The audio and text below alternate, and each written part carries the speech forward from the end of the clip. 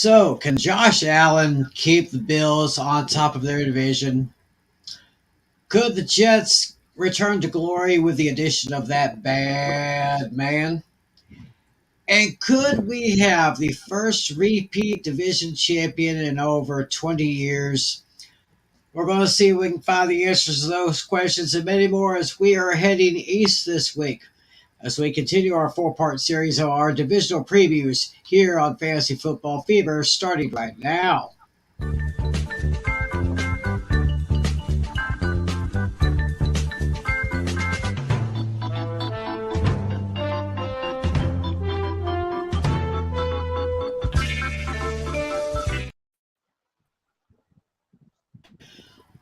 Well, hello everybody. Welcome to another edition of Fantasy Football Fever. It is Saturday night, July 8th, 2023. I hope everybody had a very good 4th of July holiday. I know I did. I'm sure my buddies have. I'm Tim McClellan.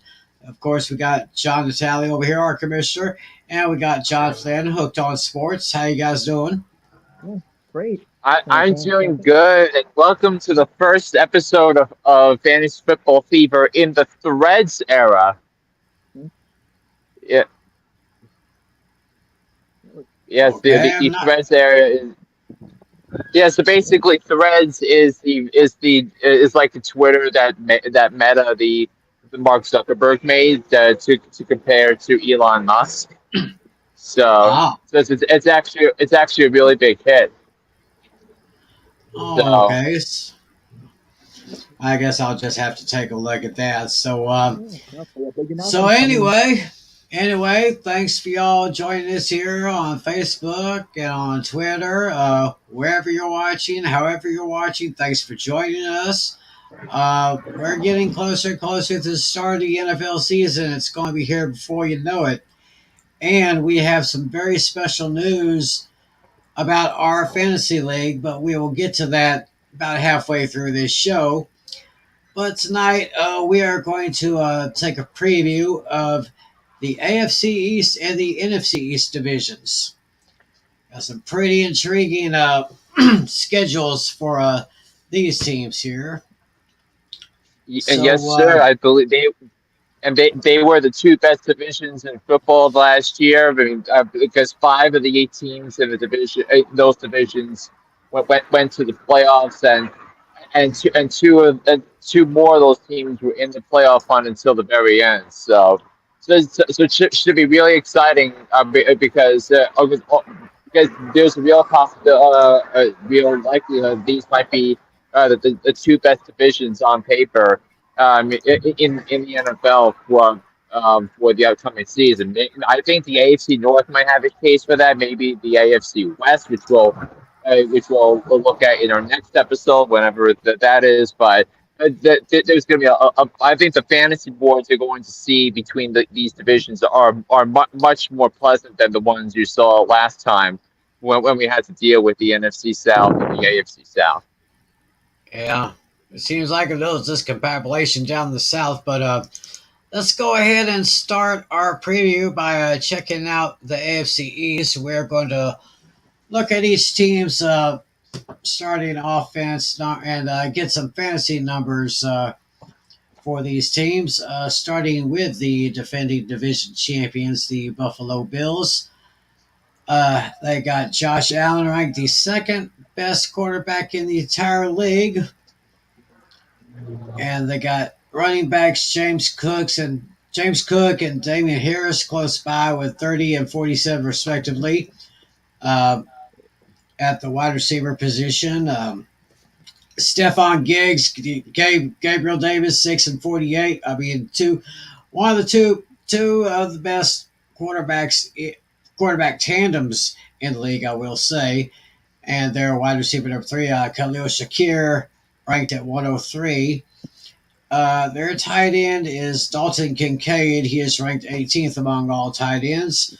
And also one thing that's not mentioned in this is that Dawson Knox is ranked number 30, but the Bills decided to trade up for a tight end, and they figure that Dalton Kincaid is gonna take have more of the targets in their offense called by Ken Dorsey. So, what that's one thing to note here when you're looking at the chart. The 32 best tight ends in the NFL are not listed.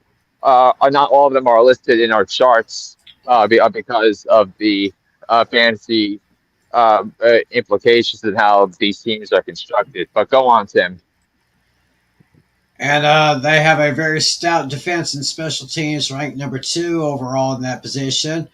And offensive line is a little below average at number 23. So taking a look at that list right there, looks like they have another great season ahead of them. So that's how that looks. Over to the Miami Dolphins. We got Tua Tagovailoa 13th overall.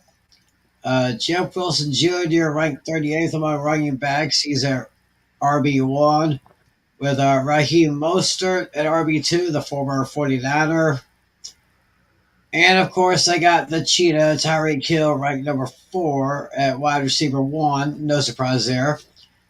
Jalen Waddle at number 11. Now, that's another great tandem of wide receivers right there. They have Braxton Berrios at number 98 among the wide receivers. Yeah, Braxton Berrios came over from the Jets in free agency, so he stays in the AFC East. Their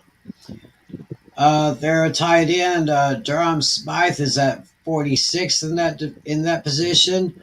Dolphins have the 3rd best defense and special teams in fantasy, while their offensive line is ranked at number 18. Now, like I said, the only concern for Tua is he's healthy, but of course, according to our friend Alex Putnam, Tua is doing quite well. So, just take a good eye on him. Going with the New England Patriots now, with their quarterback, Mac Jones, ranked 28th among the QBs. Running backs over, we got Stevenson and Montgomery at 13 and 66 respectively. Over at the wide receiver positions, we got Juju Smith-Schuster, the former Steeler, the former Chief, at number 43. Tyquan Thornton at number 56, and Devontae Parker at number 88. And Devontae Parker, I believe, signed a 3-year contract extension a week or two last week. So that's something to monitor. I have a lot of questions with that because I don't think he's as fast as most of the other receivers in the NFL. But I digress. They're tied in by Gesicki at number 20 overall. The former Dolphin. Coming over from Miami in free agency this winter. Yep. They have the 9th best defensive special teams in fantasy, while their offensive line is ranked at number 10. And now, probably the most interesting one of all, New York Jets.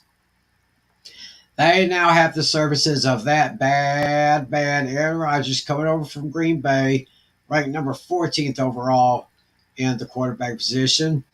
Running backs, Breece Hall and Zonovan Knight at number 10 and 52 respectively. With their wide receivers, Garrett Wilson at 10, the former Packer Alan Lazard joining his teammate, and Mecole Hardman at 77. Former Kansas City Chief. Mm-hmm.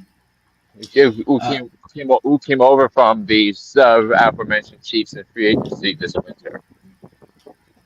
Their tight end is Tyler Conklin. He is ranked among tight ends at number 23. Jets come in with the 8th best defense special teams in fantasy, while their offensive line is down near the bottom at number 25.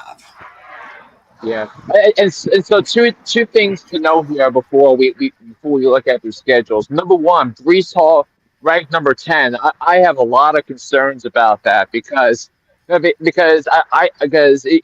going to take it's still going to take a while for the Jets to see the Breece Hall that we saw in the first half of last year, and I mean, because if you watch the film in the first half of the season before he tore his ACL, he was as dynamic and as impactful running back as we saw throughout the entire league. And this included Saquon Barkley. This included Christian McCaffrey. This included um, uh, this included Dalvin Cook. This included Derrick Henry. So Brees was absolutely up there. He was going to be the in the conversation to win the offensive rookie of the year if he stayed healthy. But he's not. But he tore his ACL, and we saw 2 years ago that Saquon Barkley struggled a lot in his first year off the ACL injury. So I think it's a buyer's beware option for Brees Yeah. Hall this year when it comes to the fantasy draft. Maybe if he falls to the third or fourth round, maybe he becomes a potential option as a running back too, because because the Jets don't have much depth behind him and Michael Carter Jr. Who are listed on your screen right now. And also the other thing that scares the heck out of me is their offensive line, because if you guys remember in the draft and our guys our friends with the Four Horsemen, we reacted in real time to the NFL draft, and the Patriots the Patriots knew the Jets were targeting Broderick Jones to instantly upgrade the offensive line, as the Patriots traded up with the Steelers to go one pick ahead of the Jets, and they took Broderick Jones, and that was a really a bad miss by the Jets. So I think that the offensive line, I think, is really scaring me, and is the reason why I don't have the Jets in my conversation as Super Bowl contenders because of it. However, with Aaron Rodgers, and you can see the schedule that our team's going to pull up for the second, I think the Jets could win a heck of a lot of games. Yeah, he could. He could do that. Natalie, got anything to add? No, it's a pretty stacked division. Anything could happen. I mean, the Bills are obviously one, and I think the Patriots are clear number 4 right now. 2 and 3 are pretty interchangeable right now. Yeah. So, yeah, and Natalie, what about all 4 defenses in that division? Oh, that's surprising to me. So, I did not see that coming. but I mean, you have loads of talent in that division, and then in the other team might not be as talented defensively, but they have the X factor of defense. It's known as Bill Belichick. Yeah, entering his 24th season as the head coach for the New England Patriots this year. 24 years, good Yeah. gravy.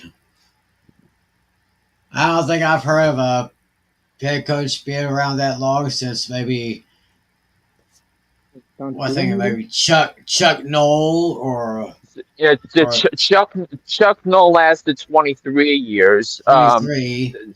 Don Uh, Shula lasted 26 years with Miami, and Tom Landry lasted 29 years with the Dallas Cowboys from 1960 until 1988. yeah. Yeah, talk about longevity right there.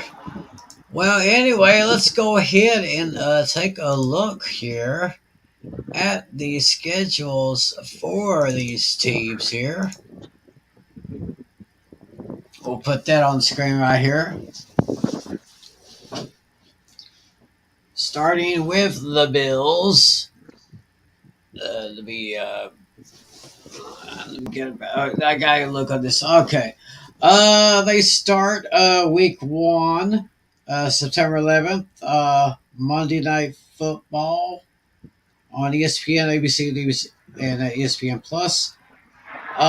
Bills against the Jets. What a nice way to start the Monday Night Football season. Yeah. However, I kind of see Aaron Rodgers winning at home that one. Although I think that game will be very close. I think so too. Actually, I mean, I know. Well, actually, no, I have a split, but I have it the other way around. I have the Bills winning Yeah. away. Ooh. Yeah, I have both teams defending home turf against each other this season, so I see it the other way, split the other way around. But it is going to be it is going to be a fascinating atmosphere because first of all, it's the anniversary of 9/11, and knowing the terrorist attacks were just by we're only a few miles away from that. And also, Aaron Rodgers and the Jets haven't had a legit quarterback like this for a while, since maybe Joe Namath, maybe either Ken O'Brien or Vinny Testaverde. But in all respects, it's going to be a huge game because you're going up against the team that's won the AFC East 3 consecutive years. Yeah. So yeah, I see the Bills losing at New York, but then I see them winning at home against the Jets, and that will be in Week 11. Then I see the next four games versus Las Vegas, then at Washington, then versus Miami, and versus Jacksonville. I actually see Buffalo winning those four games. Yeah, I mean, as do I, and also the game against Jacksonville is going to be in England, so that's where the asterisks come in. Right. Yeah. Actually, I think I might have Jacksonville winning that one. I think Jacksonville will be one of their 4 losses. Yeah, I think if I remember correctly, I put 13-4 for the Bills. Yeah. I'm looking at the list here. Jags.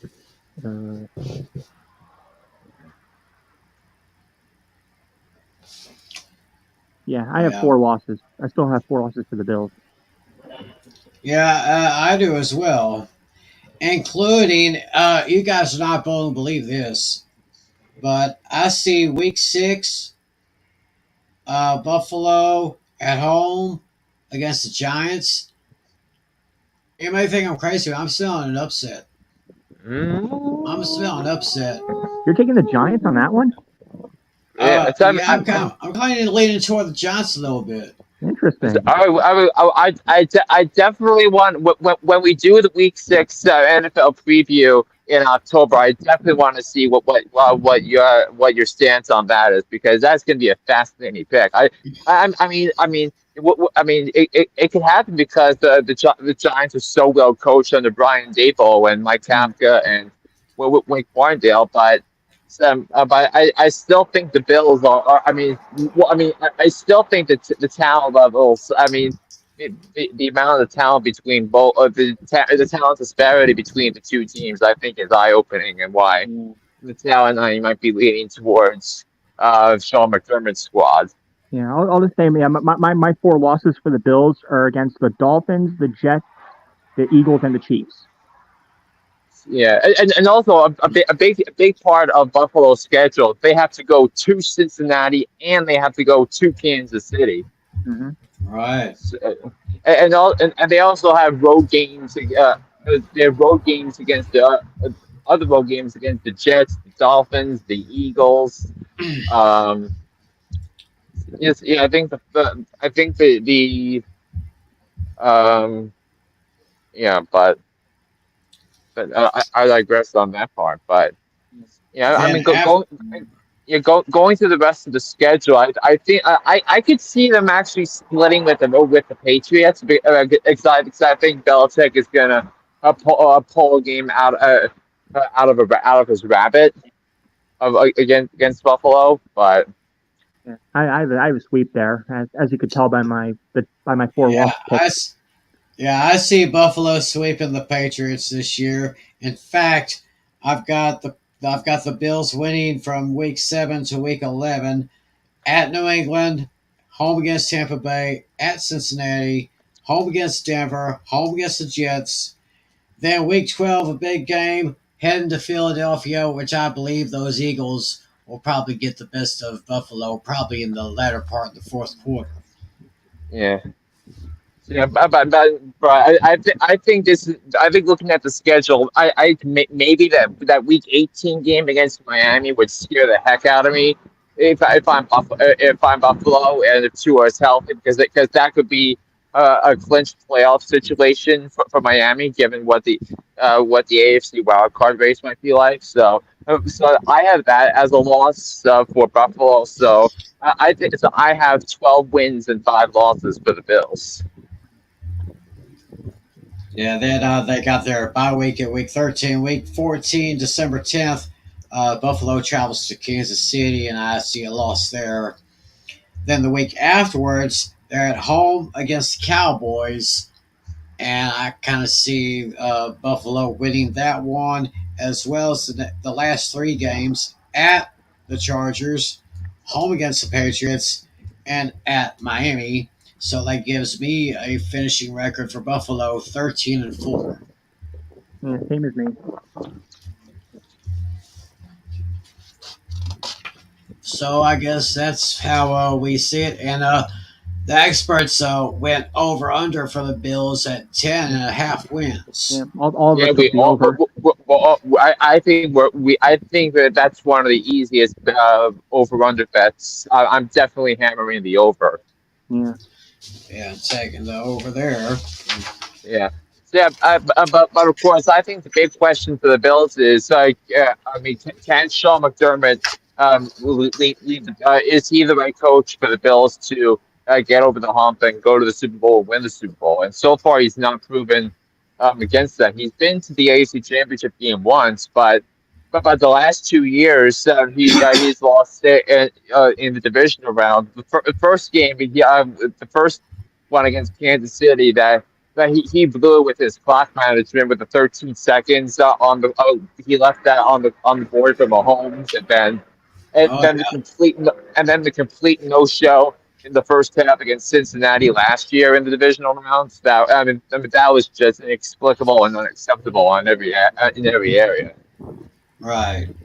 Yeah, but they have Josh Allen, they have Stephon Diggs. They should be getting Von Miller back from his ACL injury, so I think that's going to be huge. I mean, just imagine how much different, in my opinion, the Bills' outlook would have been if Von Miller didn't rip up his knee last year.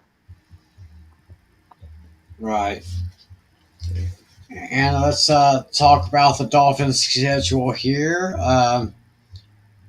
Week 1, they're at the Chargers. I see a victory there. Yeah. I see the Chargers winning that. Mm-hmm. I think I'll take Herbert over Tua anytime. I'm going with Tim on this one. I have a win up for them. I have Dolphins 10-6, or 10-7 if I remember correctly. Yeah. I have right now. I see them as a 9-win team. Maybe partly because their schedule is ridiculous and everybody beating up on each other. Yep. Right now, I have Dolphins going 7-10, but just depends on if Tua can stay healthy and if it'll be all right here. I got week 3 and 4, home against Denver, on the road against Buffalo. See 2 losses there. Yeah. Week 5. And I see a win for Miami week 2 against New England. Mm-hmm. I have a split in that series. Each team winning on their home turf. Yeah. Then you got week 5. They're at home. Miami is home against the Giants. I'm taking the Demons. And they're home against. That's how I was taking the Giants. I'm taking Miami because I think the roster is better, and also because of Mike McDaniel too. I think he can go toe to toe with Daboll. Yeah. Yeah, I sent my list to Flynn of who I think the Giants are going to win against or lose against. I forgot what I did. I sent my wins, I think, to him. Yeah, week 6. Week 6, Dolphins are home against Carolina. I see a win there for Miami. I took Carolina when we did this 2 weeks ago. Yeah. Then week 7 at Philadelphia, I see a loss. Week 8, home against the Patriots, I see a win there. Then I see a loss at Kansas City on November 5th before they take their bye at Week 10. Yeah, and that game against Kansas City is going to be in Germany. Oh yeah, Yeah, so Tyreek Hill will not return to Arrowhead just yet. right. Yeah, it'll be on NFL Network right there. Then after the bye, November 19th, they're at home against the Las Vegas Raiders. I can see a Miami win there. As do I. The next week is I see a loss at the Jets. December 3rd, I see a win at Washington. December 11th, I see a win at home against the Titans. Then I actually see the Dolphins losing their last four games, losing at home against the Jets, home against the Cowboys, on the road at Baltimore, and then at home against Buffalo. Yeah, I see a split for the Jet series with both teams winning on the road in that one, and then I have Miami beating Buffalo in Week 18. Yeah, both of you have the under. Yeah, I mean both. I mean, Tim is going to be bold on the under 9.5 wins. Yeah, I'm just barely over. I have them 10-7. 7-7. Very interesting right there. Yeah, So that's a look at Miami. Then yeah, we got the New England Patriots, who are right now having over under of seven and a Yeah, half I wins. have them. yeah. I have 5 wins for them. Yeah, and I mean, look at the Patriots' schedule. Do they have any breaks on their schedule whatsoever? I mean, I think the Patriots' schedule is by far the hardest in the NFL. Oh yeah, Well, absolutely. think of what they have. They have all the AFC East rivals: the Bills, the Jets, the Dolphins. They're playing the AFC West this year. Kansas City, Denver, the Chargers, um, and then the NFC East: Eagles, Cowboys, Giants, and the same place finishers so that they're going to have to face, according to this, are Pittsburgh. Um, let's see, Pittsburgh. It is and the New Orleans Saints, Yeah. and the one in the Indianapolis. South is the Colts with Trent Richardson. I mean Anthony Richardson as their quarterback. So that might be the easiest win for the Patriots when you look at the schedule because the stats of rookie quarterbacks going up against Belichick. It's Yeah, not particularly pretty. not pretty at all. In fact, I've got the Patriots starting 0-5.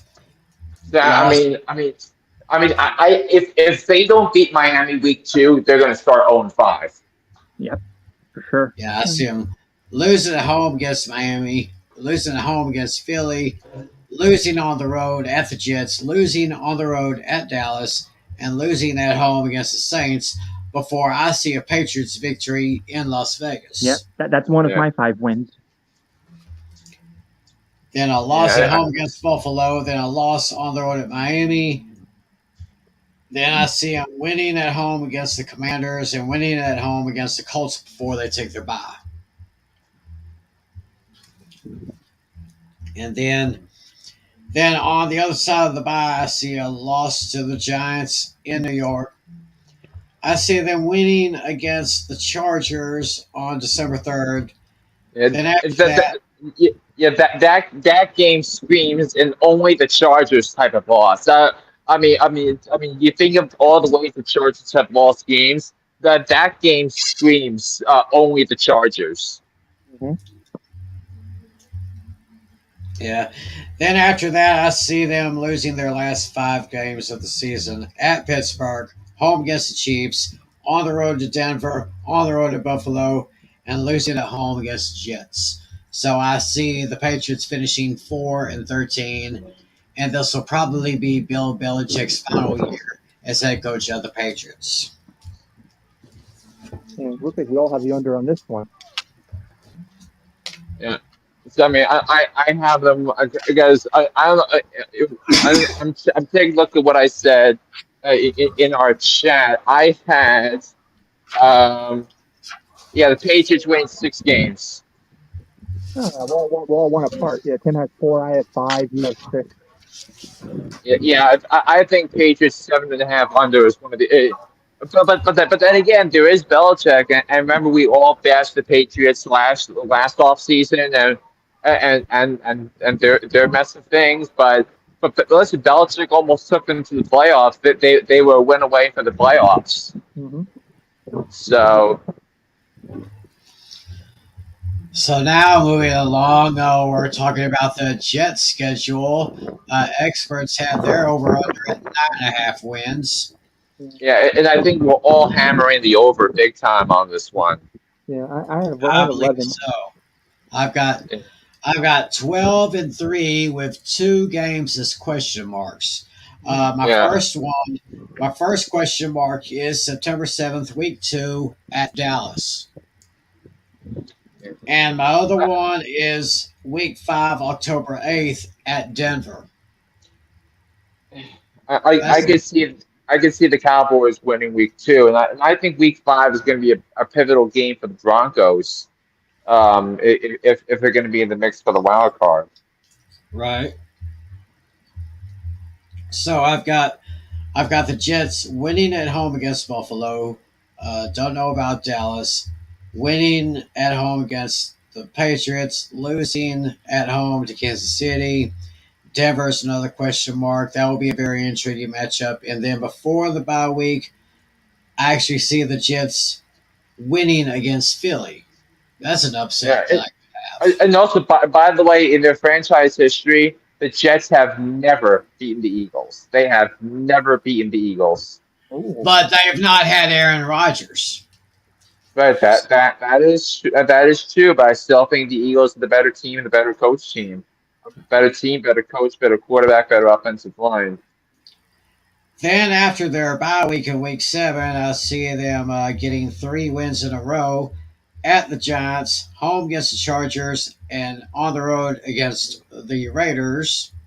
Yeah, I mean, I actually see a loss for that for the Jets in week 8 because I think because the big mismatch of the game is going to be the Jets offensive line against the Giants interior defensive line, and the Giants have the best interior defensive line in the National Football League when you look at Leonard Williams and Dexter Lawrence. That is going to be a matchup that Wink Martindale is going to exploit time and time again. So I see that as a loss for the Jets. Yeah, same here. Yeah, the Giants are one of my 6 losses to the Jets. The Bills, Dolphins, Patriots, and then Giants, Eagles, and the Browns. Those are my 6 losses. And then Miami versus the Jets. I believe that's the first ever Black Friday game. Yeah. On Prime Video, I see a victory at home against the Dolphins. Then I see a victory at home against the Falcons, victory at home against the Texans, then losing on the road to Miami before wrapping up with 3 straight wins, home against the Commanders, on the road at Cleveland, and on the road at New England. So that gives me Jets record right now 12-3 with the 2 question marks. Yeah, we all have the over on this one. Yes, we do. We only have a split decision on the Dolphins. Yeah. We do. Yeah. Now I do want to give you guys a question because I feel like Robert Saleh, if the Jets underperform somehow, I feel like he's going to be on the hot seat. So will Robert Saleh? I do not think Robert Saleh is going to coach another year for the Jets if they don't make the playoffs. Do you agree? I think he'll be safe, but he'll be on the bubble for next season. He'll be on the bubble next season. I probably won't get rid of him after this year, but his leash will be a little bit shorter. Yeah, unless for some strange reason something freaky happens and they win only 3 or 4 games, then he probably goes. But if there's like super close, I think he makes it. I mean, if there's a headline of Aaron Rodgers tears ACL and the Jets only win 5 or 6 games, then maybe we'll have another conversation about that. Yeah. Right. So that's our look at the AFC East from the way we see it. Before we take a look at the NFC East, we have a big announcement on our fantasy league, which our Commissioner John Natale will enlighten us about. So, Natale, let me go ahead and put you. Let me get you set up here, and yeah, floor is yours. Alrighty. Well, as I told Tim and Flynn, as of last Wednesday, which was 3 days ago, I have officially reactivated my draft, and I am looking for 2 newcomers to join our league. We have a link right down below to join. It's completely free. You don't have to pay anything. Free to join. Yeah, if you want to come and have some good old-fashioned fantasy fun, this is the place to be. Yeah, Tim has just sent the link down below, so just click it, and you are in. Anybody is welcome to join. I don't need to know you or anything. I welcome all members. We're just here to have fun. I don't have any rules. Well, I do, but my main rule is just to sit back and have fun. Looking forward to having you guys. So, the Tim's fellow horsemen, you guys have the first priority, but it's first come, first serve. Yeah. I know Tim will probably have a further discussion with them since he knows them more. But yeah, if the fellow horsemen, you guys want to join, Dashy, Lucas, please, we'd love to have you. The link is down below. Click and you are in. Yeah, we'd love to have my fellow horsemen in there. We're also thinking of our good friend Dashy, who's a big fan of the Horsemen and a fan of our show too, big time Bengals fan. And but our man Flynn, was it Flynn or was it Natalie who made that big name of who should join us? Yeah, I have a name in mind, but I have plans. Hopefully we can get him on, but I'm gonna keep my lips shut on this one, Tim. Oh, okay. So he's got someone in mind. He's not going to let anyone else know right now, but I'm sure we'll be in talks with this person, and we'll see if he's interested. So, I told the 2 of you who I'm thinking of before we recorded, but since we have an audience, I'm going to keep my lips shut on this one. Okay. Well, anyway, folks, the link is right there. Just go ahead and copy that one, paste it to your browser, check it out. Because right now there's 2 spots available, but we could expand to 4 more. So, yeah, y'all check it out. There's the link right there. And we'll put up the link again on our next show. On our next show, we'll put the link back up. So it's available. So it's going to be interesting who will be able to join us this year. Well, anyway, now that that's taken care of, we can now talk about the NFC East, which our is favorite division. Our favorite division, of course, for obvious reasons. I mean, it's the GOAT of divisions. I mean, the history backs it up. Oh yeah, the only division where every team has won a Super Bowl. Most Super Bowl wins of any division that is in the NFL. Right. So let's go ahead and put up the starters and their fantasy rankings here. Starting with my team, America's team, the Dallas Cowboys. Starting with the quarterback Dak Prescott, who is ranked number 10 among fantasy quarterbacks. I don't quite get that. That kind of gives me cause to pause, especially after what happened last year when he led the league in interceptions. I'm not sure about that, but it looks like they're going to have a new starting running back. Of course, Tony Pollard. I've said it many times before. For the last 2 years, Pollard is a better running back than Elliott was. Then we got our running back too, Ronald Jones Jr. He's ranked 70 right now. Then we got this triple threat of wide receivers. Got CeeDee Lamb at number 7, our newly acquired Brandon Cooks at 34, and our veteran Michael Gallup at 52. Now, this tight end situation is kind of similar to Buffalo because we got a couple of the second-year tight ends, Jake Ferguson and Peyton Hendershot, but they got this rookie tight end that the Cowboys drafted this past year, Luke Schoonmaker at number 39. From Michigan. Michigan, go blue. Yeah, he played a big role in their victory against Ohio State last year. Oh yeah, the big game right there. And Cowboys are in the top 6 in both their defense and special teams right there at number 5. The defense should be really good now with the addition of Stephon Gilmore from the Buffalo Bills. And then the offensive line is ranked number 6. You got what's the name of that center? That center the Cowboys have, that one guy. He should be a Hall of Famer. Whenever his career's over, he should be a Hall of Famer. Yeah. So that's how the Cowboys look are there. Okay, now let's talk about your team, guys. New York Football Giants. Yeah, and I was talking with Natalie before, and I think the most eye-opening thing I see about the Giants, and you can elaborate on this, Natalie, is the wide receivers that are on this list and where they're ranked. Yeah, very, very stacked. Yeah, I'm surprised that Slayton was left off this list. Wasn't he didn't he lead the team last season in receiving yards? That's a good question. I think so. Hold on, Sterling Shepard towards ACL, and so yes, it was Darius Slayton who led.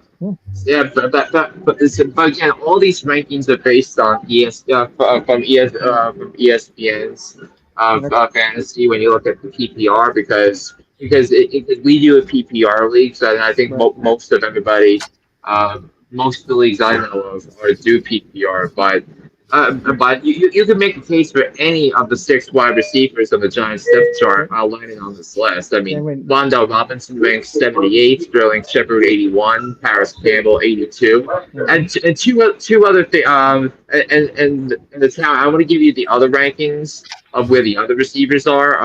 So Isaiah Hodgins is 83.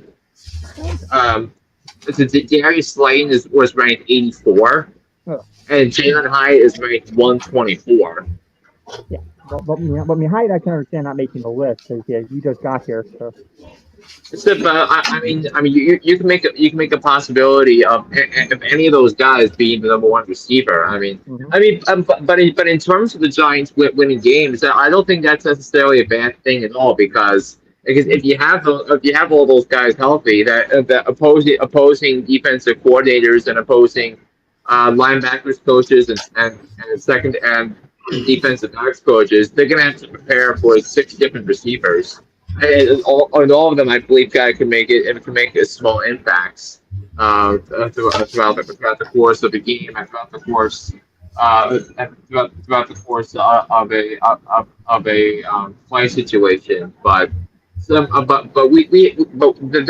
the most eye-opening thing, and I think those numbers are low because the Giants have Darren Waller, who is ranked as the 4th wide receiver going into the season in fantasy ranks. So he's definitely going to be the number 1 target for Daniel Jones and company, and him and Daniel Bellinger is going to make for a sneaky good tight end duo because Daniel Bellinger is really good, has gotten really good at blocking, and his absence last year was felt. when the Giants' offensive line broke down in coverages. So with that, but Daniel Jones ranked number 12 among quarterbacks. I think is a fair deal, and he was actually number 9 when all play finished last year. Saquon Barkley, number 5. I think that it's going to be if he stays healthy, and I will also have to see about the contract because Saquon Barkley did receive the franchise tag, so, and the deadline to get a contract extension done is coming up on July 17th. So it's going to be fascinating to see what they do. I personally let him walk after this year because I think the Giants still need to upgrade the offensive line and the defense, which you could see down below with the Giants defense slash special teams ranks and the Giants offensive line rankings, but both are in the bottom half in the National Football League. So I think the wide receivers and how it goes for the Giants is going to be it's going to be fascinating, and can Dan Waller replicate his success, and can he stay healthy?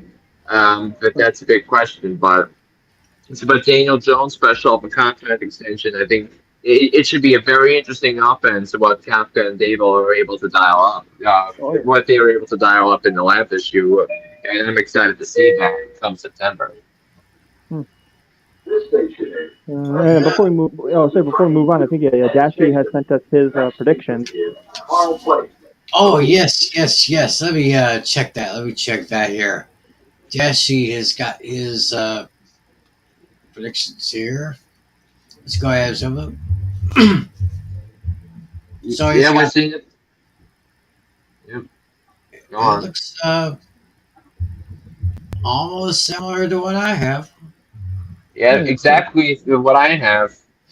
Yeah, similar. Yeah, he's got the same exact thing as we all do. Yeah, I think he's spot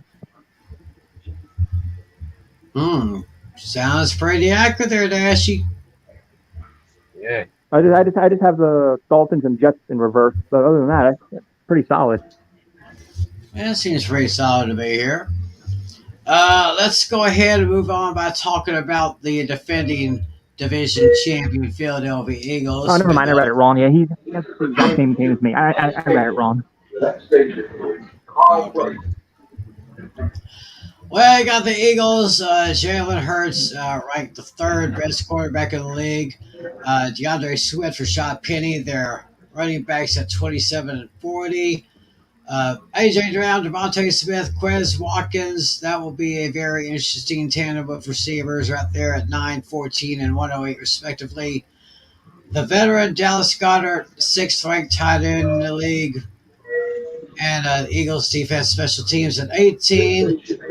According to fantasy, the Eagles do have the best offensive line, and that's why they've been able to protect Jalen Hurts. Yeah, but I mean, I'm the one that makes these graphics, and I'm the one that pulls all the rankings. The most shocking ranking I found so far in doing these charts for the divisions is where the Eagles defense slash special teams ranks. I mean, there's not one universe, that's going to say the Eagles are the 18th best defense in the NFL. That number is up there because this is a fantasy podcast, and the Eagles defense slash special teams is going to be in consideration by some owners when it comes to picking their defenses in their fantasy drafts and over the next couple of months. So that's the most eye-opening thing of all. And not only that, the Washington's defense, 11th, which you're going to see on the next column, is ranked higher than Philadelphia's on the fantasy chart.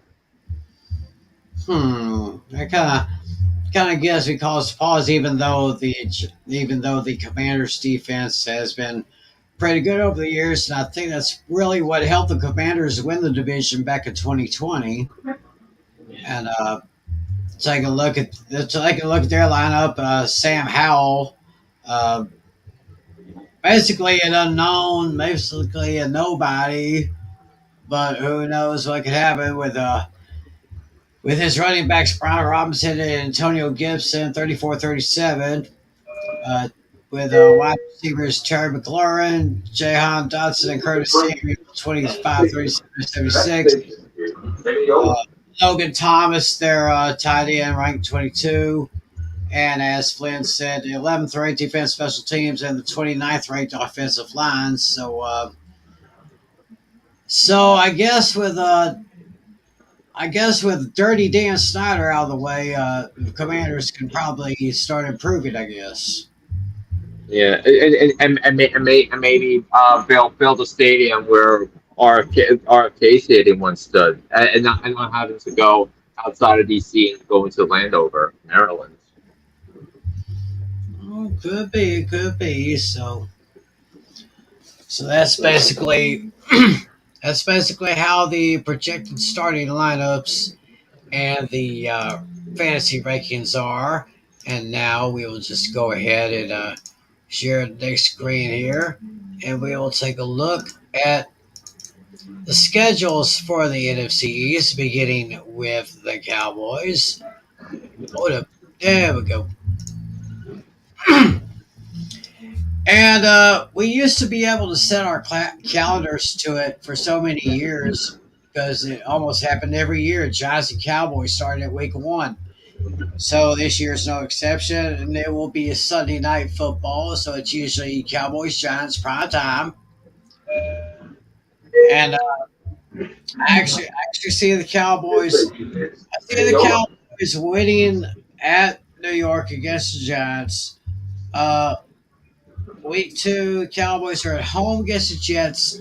That is one of my. That is the only question mark I have for the Cowboys this year. They're on game against the Jets, as I mentioned earlier. Then I actually see the Cowboys winning 3 of their next 4 games. Week 3, they're at Arizona against the Cardinals. I see a win. Week 4, at home against the Patriots. That's a win. Week 8 is a revenge game in San Francisco, but unfortunately, I see a loss for that one. But I see the Cowboys going on the road to the Chargers and beating them at SoFi before. And that's a Monday night game, so you're going to get Joe Buck and Troy Aikman calling that game. Don't you mean Beavis and Butthead? Spoiler alert! That's our division names this year. Don't tell me why. I'm not the one that made those divisions. Someone else in their creative mind did. Not answering that. Then after week 7, that's their bye week. I see the Cowboys at home defeating the Rams. Then November 5th is their trip to Philadelphia, which I see they'll probably lose. Week 10 at home against the Giants, that's a win. Week 11, the Cowboys are at Carolina, and I can see the Cowboys winning that one. Then I see 2 straight home wins, one against the Commanders and the next one against the Seahawks. Then I see the Cowboys. Actually, I see Philadelphia sweeping the Cowboys this year. It ain't gonna be a split like last year. I actually see the Cowboys losing to Philadelphia both games. Then I see the Cowboys losing to the Buffalo Bills on December 17th in Buffalo. Then I said Christmas Eve. Christmas Eve, Cowboys will win against the Dolphins. Then they'll go to Detroit. No, they're at home against Detroit. Detroit's pretty good, but the Cowboys will probably beat them at home. And then week 18 at Washington, I see a win there. So Cowboys are at 9.5 wins over under. I have the Cowboys right now 12-4 with one question mark. Yeah, I have the over too. I think I have them at 11 wins.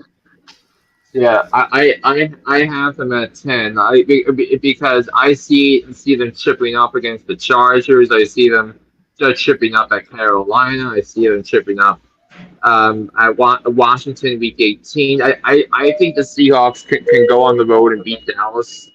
in week 13, that Thursday game. So I have the Cowboys going 10-7. And also, one thing that Tim didn't mention about the Giants Cowboys week one is that usually the week one games are in Dallas. This time it's in the Meadowlands. Yeah, this time it's at MetLife.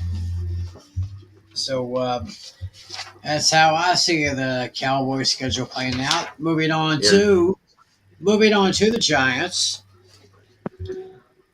All right, Natalia, give us your wins and losses for each game. Come on, I bro. sent it to you in the PM, but yeah, I have the Giants going 10-7. They have they're unfortunately they're going to get swept by Dallas, but they are going to get. I think they're finally going to get the monkey off their back. They're finally going to beat the Eagles. They're going to get one win there. They'll get a win against Washington. So let's see. They're gonna beat the Cardinals. They're gonna beat the Seahawks. I'll go down the line. Yeah, but beat Cardinals, lose to the 49ers, win against Seahawks, win against the Dolphins, lose to the Bills, a win against the Commanders, a win against the Jets, win against the Raiders, lost to Cowboys, lost with the Commanders, beat the Patriots, beat the Packers, lost with the Saints, lost with the Eagles, win with the Rams, lost with the Eagles.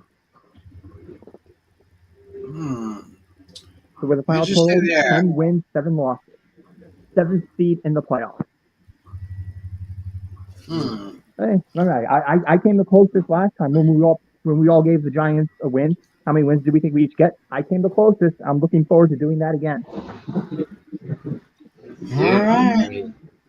As for me, the only road games I see the Giants winning are week 2 against Arizona and week 9 against the Raiders. Look at the rest of their road schedule. 49ers on a short week, Bills in prime time, Dallas on a 4:25 Eastern on Fox, the Saints on the road with Derek Carr, the Eagles on Christmas, just as they're hitting their stride, getting ready for a chance to go to another Super Bowl. That is as hard a road schedule as you'll see throughout the league. And we did include we did see that with the Patriots in the last segment about when we previewed their schedule. But in terms of the home schedule, I think they can beat Seattle week 4. That Monday night game, I think the extra week will benefit them against the Packers on Monday Night Football. The Patriots is a win. I think the Jets is a win. As I explained why when we from a Jets perspective, and where I think they're gonna trip up, but I think if the Giants want to make the playoffs, that they're gonna have to win more than 2 games on the road. If they're gonna make it happen. Yeah, well, I see. Going through the schedule here. Loss at home to the Cowboys. Win on the road against Arizona. Loss on the road to the Niners. Loss at home to the Seahawks. Loss on the road to Miami. A loss at Buffalo. Win at home against the Commanders. Lose at home against the Jets. Win on the road in Vegas. Loss at home to the Cowboys. Win on the road. No, loss on the road at Dallas. Then they win on the road at Washington. They'll win at home against the Giants before their bye week. And then coming back, I got December 11th, week 14. I got the Giants beating the Packers.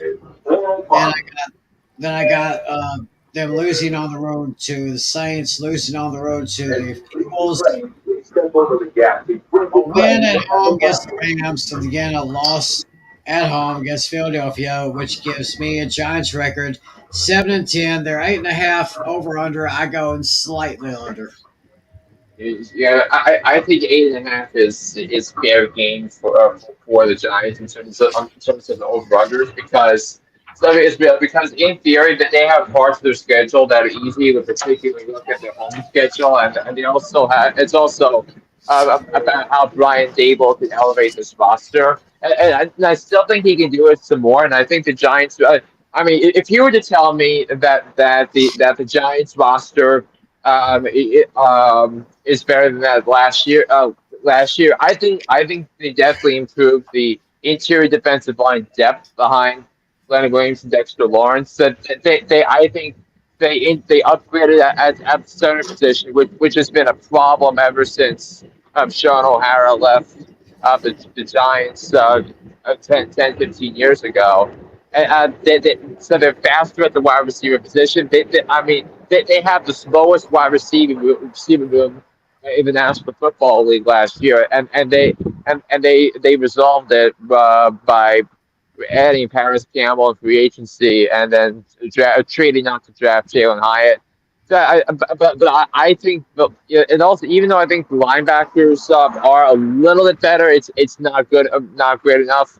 And then the secondary I think is going to have a lot of question marks, and it's going to be a big load here on Xavier McKinney. And then you're also going to have Deontay Banks, who the Giants traded up one spot to get. We're gonna have to see how he goes and to start the season. If the Giants secondary exceeds expectations, I think they have a chance to go back to the playoffs. I think that's to me is the weakness of the team. Sorry, how many wins do you have for them? I have 8.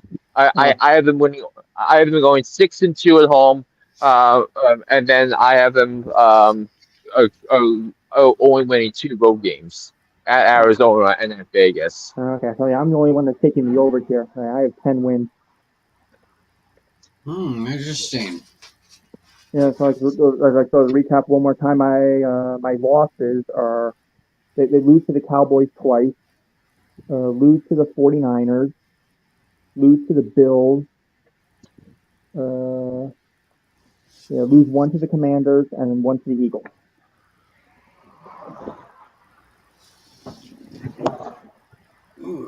Interesting. So with that being said, I'll be back in a moment.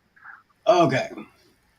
We'll just go ahead and talk about the Eagles right here. And I'm going to tell you right now, this is probably one of the easiest ones that I could figure out here. I mean, looking down at the Eagles' schedule, they have the over/under at 10.5 wins. I'm going way above. Yeah, I have them going 13-4. And if I remember correct, I mean, one of the 4 losses are going to shock you because I see the Eagles splitting with Washington. Oh, interesting. Yes, so that's one of the losses right there. I see a loss with Kansas City. Right. I didn't mention this before, but I see them splitting with the Dallas Cowboys. Mm-hmm. And then the one other loss that I have was, where is it? Yeah, then I have them losing at home to the 49ers. Well, I only really see realistically right now 2 losses for the Eagles this year. I see them losing on the road to the New York Jets in Week 6, and then of course the Week 11 matchup, the Monday nighter at Kansas City. Yeah, and both teams are coming off 5 weeks that week, so both teams are going to have 15 days to get ready for that game. Yeah. But everything else is a win here. I mean, Eagles are just looking like they could probably finish with the best record in the NFL. They could challenge the Kansas City Chiefs for that, of course. We'll be talking about the Chiefs on our next show. Yeah, and also and that's also a rematch from the Super Bowl 5 months ago, and yeah, it's. And then as of Tuesday, this upcoming Tuesday, we're going to be. It'll mark exactly 7 months until we crown our next Super Bowl champion. Yeah. that with the game being played at Allegiant Stadium in Vegas. All right, Vegas is on with the Super Bowl this season, so yeah, I'm going way above the over under. I got 15-2. Yeah, I have 13-4, and at the moment the one seed in the NFC. Right, and Natali is back, so Yep. I guess he can give us his look at Philadelphia. I got Philadelphia going 15-2 with their only Woo. losses. Their only losses at the New York Jets and at Kansas City Chiefs. Oh, nice. Interesting. All right. Well, I had them 13-4, and their losses are one against Dallas, one against the Giants, and then let me look at my list here. The Chiefs and the Niners. Yes, I mean, I see three of the four as the same, but instead of splitting with the Giants, I see them splitting with Washington. Ah, interesting. And now this next one probably ain't going to take that long to look at here. The Washington Commanders, they're projected at over under at 7.5 wins. I'm going very low. I see Ooh. them going. I see them going 13-4. Yeah. You mean 4 and So, 13? I see my four losses. Week 6 at Atlanta. Week 9 against the Patriots on the road in New England. Uh, week 10 at Seattle, and week 15 at the Rams. So four. So those. Wait a minute. Hold. You meant to say 4 wins, right? I said, yeah, 4. So that'd be 4-13, and all 4 wins are on the road. Wow. I mean, I have Washington winning at home against Arizona week 1, and I have them beating Chicago week 5 Thursday Night Football. So there's usually that one clunker game on Thursday night schedule. Well, that's it. The Bears and the Commanders in Landover. So I have those two as wins for the Commanders. I have them beating the Giants week 11. I have them beating the Rams on the road week 15. So of course, I have them beating Philly on the road in week 4, and the Eagles responding 4 weeks later in DC. And then but those in general, like the 5 wins I'm circling for Washington. Yeah, I got Washington winning 6. Let me look here. Yeah, I have them. Yeah, winning once against the Giants, once against the Cowboys, and then my other 4 will be. Let me look here. The Bears, the Cardinals, the Rams, and the Patriots. Interesting. Yeah, so six out of 8 divisions we're in agreement on. Yeah. Yeah, I'm the lone wolf on the Dolphins and the Giants.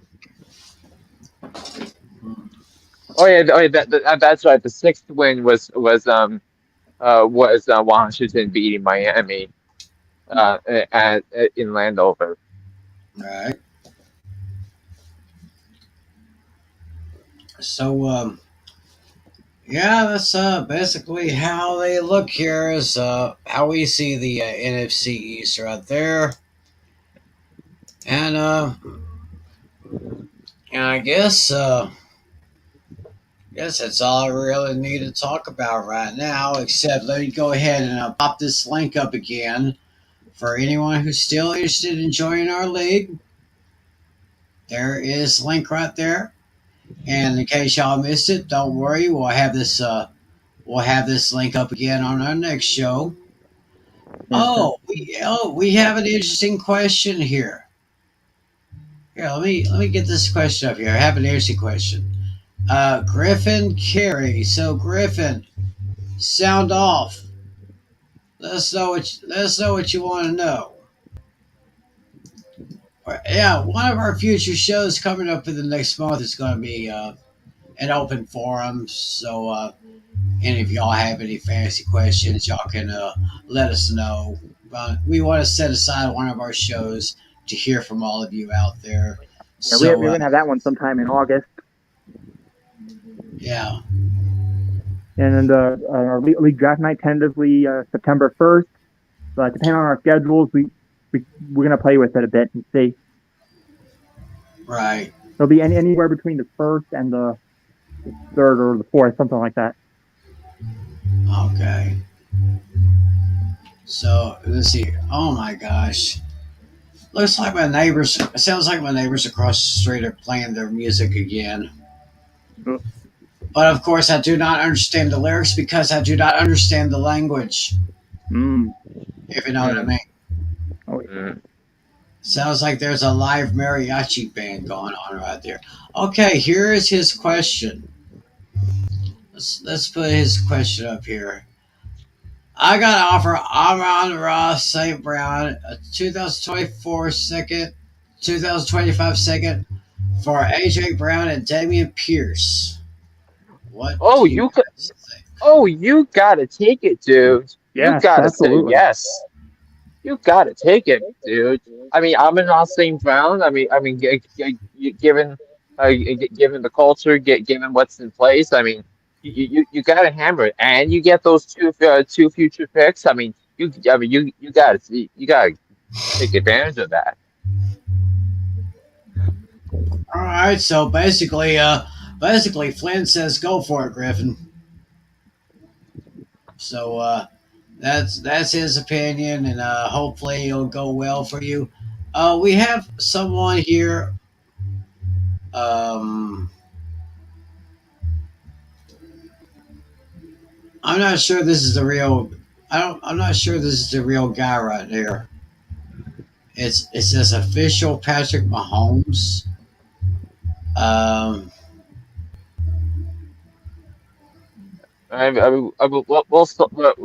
We can still ask him to ask what if he has a question. I mean, go ahead.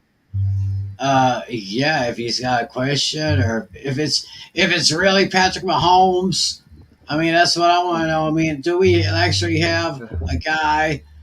I mean, he just out of all the YouTube videos he could see, he would just somehow come across this one. Yeah, Patrick. I mean, after all, he is a native East Texan. He grew up in White House, Texas, which is I'd say about an hour long drive from where I live. Went to school there, then of course went to college at Texas Tech.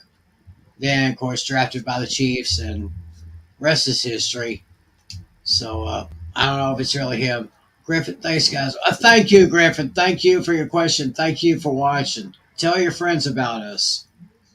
We want a better audience. We love all you guys. But this here, I'm kind of scratching my head over this one. Is this really Patrick Mahomes, or is it just someone claiming to be Patrick? I have no idea. Says, or maybe is it Caleb Williams, with the UFC guy who is already being compared to Patrick Mahomes by NFL scouts. Right. Oh well, Yes, and also, if you have that 2024 second, you could use it on Caleb Williams. yes, you could.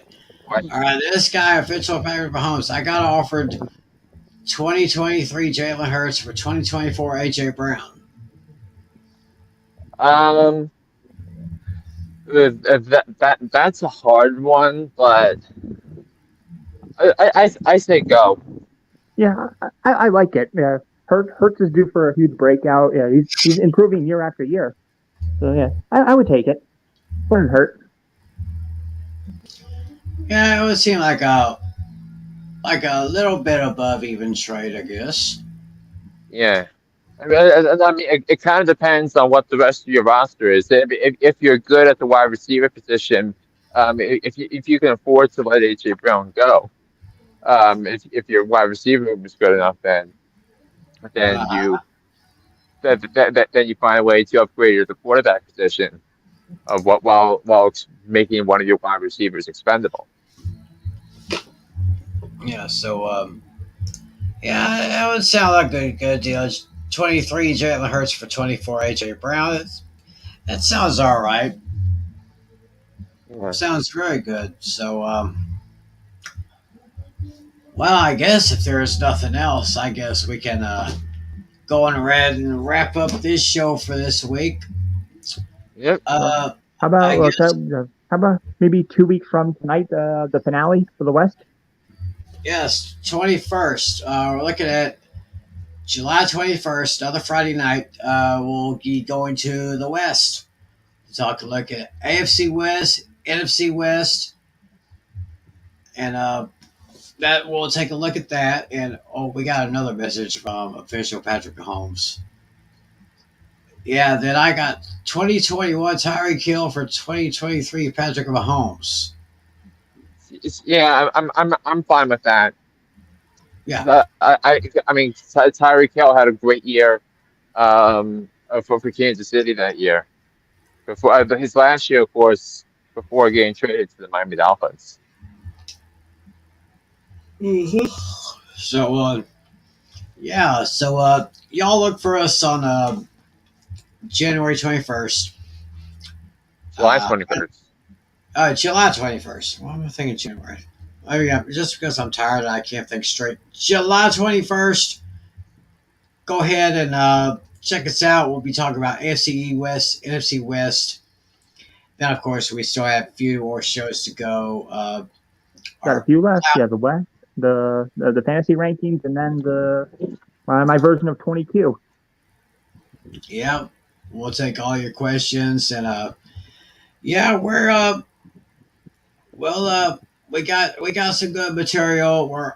We are almost like 2 months away from the start of the 2023 season. Mm-hmm. Yeah, and next week, I mean, because the weekend of week of the 17th, that's when training camps begin to open up across the NFL. And by the time it gets to the end of the month, all 32 teams will be in their first practices leading up into the preseason. Okay, so yeah, so hope to have y'all here watching us, and yeah, let me go ahead and put up one more time the link for the league. And like I said, we'll put up this link again on our next show. So if you're still interested in join our league, Natalie, of course, is commissioner. Get with him about that, and we'd love to have you. So I guess that's it. So we'll just go ahead and close up shop for the night, guys. Another great show. Thank you for your input. Y'all be sure and listen to Hooked on Sports with John Flynn. We got the links in the description area, so click on one of those links and go get Hooked on Sports. So anything else before we go? I think we covered everything. Definitely looking forward to the league coming up very soon. We're less than 2 months away from draft night. That's our favorite time of the year. Yeah, it's the biggest show of the year for all of us in fantasy football fever. So yeah, time to get some early mock drafts going, get some practice in. I've been doing a couple. I did a couple practice ones this past week. Yeah. And I mean, they keep moving the fantasy rankings around. I think 2 days ago, they moved Christian McCaffrey from number 9 up to number 4. Huh. I mean, it depends on what ranking system you were using. So. And it's the same source. I used ESPN, and then I think Austin Eckler got moved he moved up to number 2. Yeah. I mean, in my other league, I drafted Jonathan Taylor over Austin Eckler, and that was the decision that cost me a championship. Mm. Yeah. If I had drafted Austin Eckler, I would have been the fantasy champion, and I'm still kicking myself for that. Yeah, Justin Jefferson's still holding the number 1 spot right now. Yeah. Right. So he'll likely be the first off the board, possibly. And I mean, none of the divisions none of the defenses in this division can double cover him. So Yeah. Well, anyway, that will put the wraps on this edition of Fantasy Football Fever. Thanks to John Natali, thanks to John Flynn as always, and thanks to all of you for watching. Be with us 2 weeks from yesterday, or this past Friday, or yesterday, Friday, July 21st. We're going to go west, young men. That's what we're going to do. So, on behalf of John Natali, on behalf of John Flynn, and everyone who's a part of this show, including all of you, my name is Tim McClellan. Thanks for joining us. Have a great week. See you on the 21st. Thanks for watching. God bless you. And as always, be a good sport. See ya.